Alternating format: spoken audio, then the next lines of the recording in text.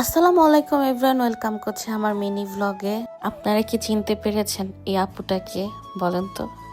ঠিক চিনতে পেরেছেন, সেই ভাইরাল শ্বশুর বাড়ির মিম আপু। আমি গিয়েছিলাম উত্তরাতে একটা কাজে, তো ভাবলাম যে যেহেতু কাছাকাছি আছি একটু শ্বশুর বাড়িতে গিয়ে একটু ঢু মেরে আসি।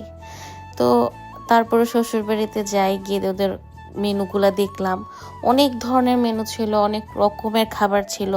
এত খাবার খাওয়া তো সম্ভব না। তো ওনাদের যেই মোস্ট সেলিং আইটেম যেটা হচ্ছে হাঁসের মাংস, ছিট রুটি, চাপটি আর হচ্ছে কাঁকড়া ভুনা। আমি অনেক মজা করে ওদের খাবারটা, আসলে মিমাপুর হাতের রান্না খুবই মজা।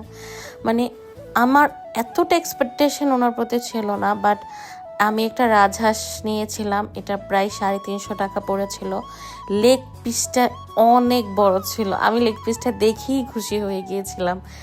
এত মজা করে খেয়েছি। আর আমি না খেয়েছিলাম, দুপুরবেলা কিছুই খাইনি। দেখেছেন লেগ পিসটা অনেক বড় না, আর খেতেও খুব মজা ছিল। গ্রেভিটা দিয়ে আমার কাছে মনে হয়েছিল ভাত মেখে খেতে বেশি মজা হতো।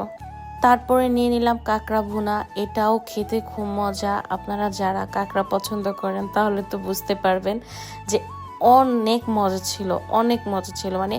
গ্রেভিটা দিয়েই ধরেন অনেকগুলা চিটরুটি খাওয়া যেত, এত মজা। তার একটা পেপসি খেয়ে নিলাম, আর ঠান্ডা ঠান্ডা পেপসি খেতে গরমে ভালোই লাগে। তারপরে আপুর সাথে একটা ভিডিও করে নিলাম, আপনারা ভিডিওটা দেখেছেন। আর ভিডিওটা তো আমি অনেক আগে আপলোড করে দিয়েছি। সবাই ভালো থাকবেন। আসসালামু আলাইকুম।